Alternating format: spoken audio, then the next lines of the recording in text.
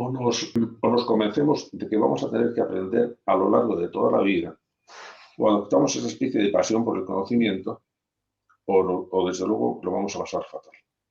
Yo digo una frase que comprendo que es injusta, pero por exagerada, pero que como todas las exageraciones tiene una parte de verdad.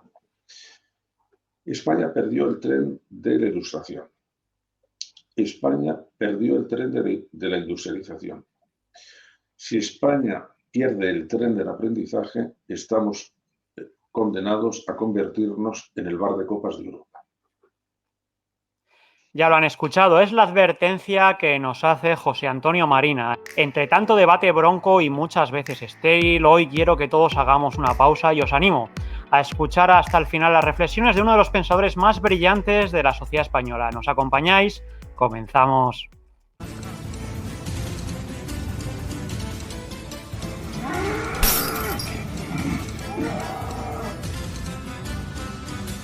Bienvenidos a mi canal un día más. Hoy he tenido el gusto de compartir conversación con José Antonio Marina con motivo de la publicación de la que hasta la fecha es su última obra, esta que tengo aquí, Biografía de la Inhumanidad, que edita la editorial Ariel.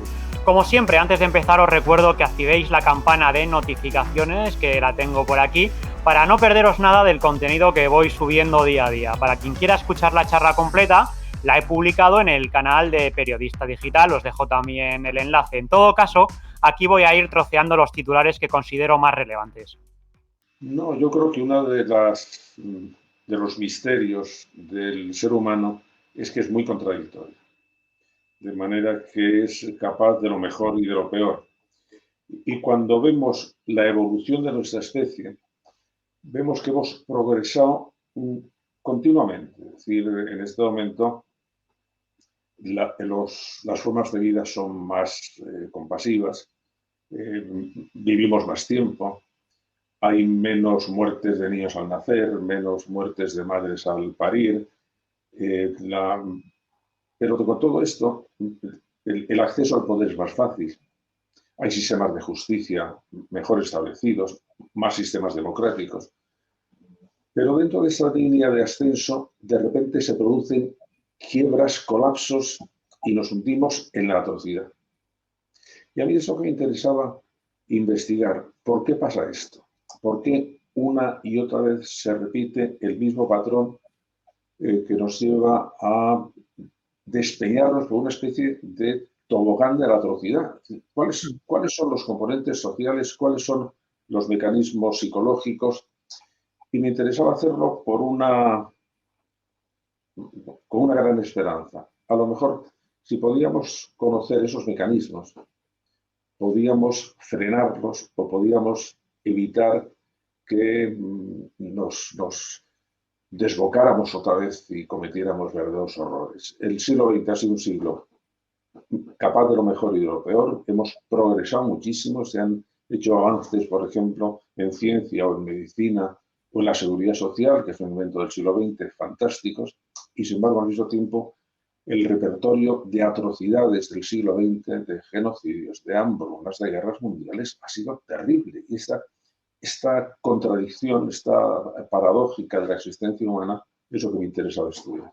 En esta obra, Marina se ha sumergido en los horrores del siglo XX con la intención de encontrar el por qué se produjeron y con ello los mecanismos que eviten a las sociedades futuras a repetirlos. Yo estoy esperanzado en la inteligencia humana, es decir, creo que si dejamos que la inteligencia se desarrolle, va buscando líneas de convergencia que llegan a un modelo ético general que podamos compartir entre todos y que nos evitaría estos horrores. A mí me ha gustado especialmente esta reflexión. Mira, había una cosa que decía Voltaire, que es: la historia nunca se repite, los seres humanos siempre. Y entonces, aunque el comportamiento muy semejante de los seres humanos se da siempre en situaciones diversas, eso produce efectos distintos, pero movidos por las mismas pasiones, las mismas motivaciones, las mismas confusiones. Y este era el mecanismo que me interesa. Es decir, para cometer una atrocidad hay que ser atroz de entrada. Pues uno de las cosas más sorprendentes, por ejemplo, al estudiar los protagonistas, por ejemplo, de las matanzas a judíos, es que no eran locos.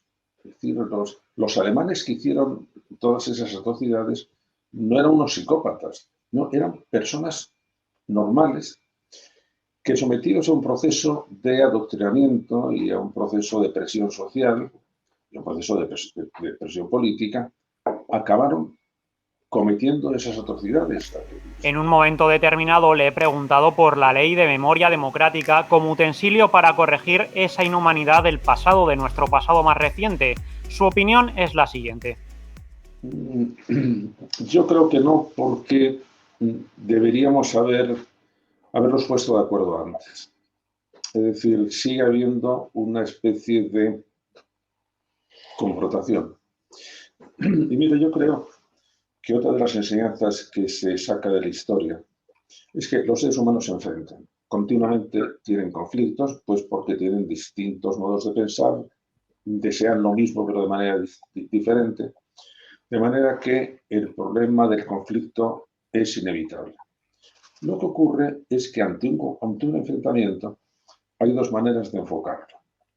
Yo puedo enfocarlo en términos de conflicto y entonces solamente uno va a tener razón, solamente uno va a vencer, porque el conflicto es una dialéctica entre vencedores y vencidos. Pero podemos hacer otra cosa, que es ese enfrentamiento no lo voy a considerar como un conflicto donde tiene que haber un vencedor, sino como un problema en que las partes afectadas tienen que resolver. Y entonces ahí no se trata de que uno venza a otro, se trata de, tenemos este problema. Y este problema vamos a ver cómo lo resolvemos. En España hemos tenido un problema que llevó a una guerra civil y tenemos las consecuencias después de una guerra civil. Y ese es un problema. Si seguimos manteniéndolo en forma de conflicto, entonces de una forma leve seguimos con la misma situación de enfrentamiento. No, el problema es que debe haber una reconciliación, que debemos entender muy bien lo que pasó, precisamente para que no se vuelva a resolver, a producir, y que debemos tener comportamientos, digamos, compensatorios. Es decir, para que aquellas personas que después de esta situación fueron más perjudicadas, intentar compensarles de alguna forma, y sobre todo de algo que es enormemente importante, que es el reconocimiento. Este filósofo es una de las personas que más ha trabajado por un pacto entre las principales fuerzas políticas para lograr una ley de educación estable, desprovista de ideología y que vehicule la educación de varias generaciones. Pues mira, yo he trabajado muchísimo por intentar un pacto educativo. Y creí en el año 16 creí que se iba realmente a conseguir. Aquello saltó por los aires y yo en este momento no tengo esperanza de que se pueda hacer un pacto educativo. A la vista está, sin consensuarlo, se hizo la Ley Federal de Educación y pasó lo mismo que había sucedido con la Ley de Calidad de la Enseñanza anterior, que el Partido Comunista dijo cuando llega al poder lo había que quitar, ahora aparece la Ley Federal y el Partido Popular dice cuando llega al poder lo había que quitar. En este punto exige a la sociedad más conciencia de la importancia de la educación y pide que no miremos para otro lado. Y ahí yo creo que todos deberíamos ser conscientes de nuestra responsabilidad. Porque claro, esto lo hacen los políticos. Bueno, pero la sociedad no tiene ninguna... La sociedad española no está interesada por la educación. Bueno, esto parece muy fuerte, pero vamos, hay una prueba objetiva. En ninguna de las encuestas que hace el CIS sobre las preocupaciones de los españoles, en ninguna aparece la educación dentro de las preocupaciones más urgentes. Cierto. Los políticos pueden pensar, esto debe ir estupendo. ¿Por qué? Porque nadie protesta, porque todo está bien. Y eso tiene una nos augura un mal futuro, por una razón. Mira, aunque hablamos mucho de que hemos entrado en la sociedad de la tecnología, o en la sociedad de la informática, o en la sociedad del conocimiento, no, donde hemos entrado realmente es en la sociedad del aprendizaje, que se rige por una ley muy sencilla e implacable, que dice lo siguiente: toda persona, toda empresa, toda sociedad, para sobrevivir, necesita aprender al menos a la misma velocidad a la que cambia el entorno. Y si quiere progresar, tiene que aprender a más velocidad. Ya se sabe, los tiempos que corren son muy cambiantes y esto nos obliga a todos a una adaptación y a un aprendizaje casi diario. Esto es algo que debemos tenerlo claro. Nos convencemos de que vamos a tener que aprender a lo largo de toda la vida, o adoptamos esa especie de pasión por el conocimiento, o desde luego lo vamos a pasar fatal. Yo digo una frase que comprendo que es injusta, pero por exagerada, pero que como todas las exageraciones tiene una parte de verdad. España perdió el tren de la Ilustración. España perdió el tren de la industrialización. Si España pierde el tren del aprendizaje, estamos condenados a convertirnos en el bar de copas de Europa. ¿Se acuerdan de aquel debate que hubo en torno a la asignatura de Educación para la Ciudadanía? Nuestro invitado, que estuvo detrás de su implementación, guarda muy mal recuerdo.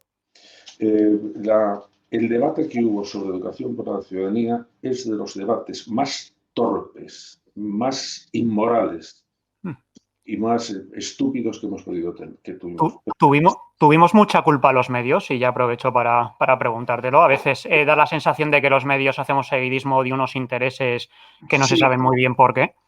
Sí, pero yo creo que ahí no fueron los periodistas, fueron las empresas que dirigían la posición de los periodistas.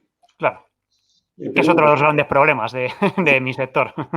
Pero hubo, por ejemplo, una belicosidad por parte de la Conferencia Episcopal que no venía a cuento. Bueno, pues esto ha sido todo. Hoy nos ha salido un vídeo más largo de lo habitual, pero creo que es de esos días en los que merecía la pena llegar hasta el final. Si ha sido así, yo te lo agradezco mucho y solo me queda recordarte que lo compartas y si aún no lo has hecho, te suscribas al canal. Hasta la próxima.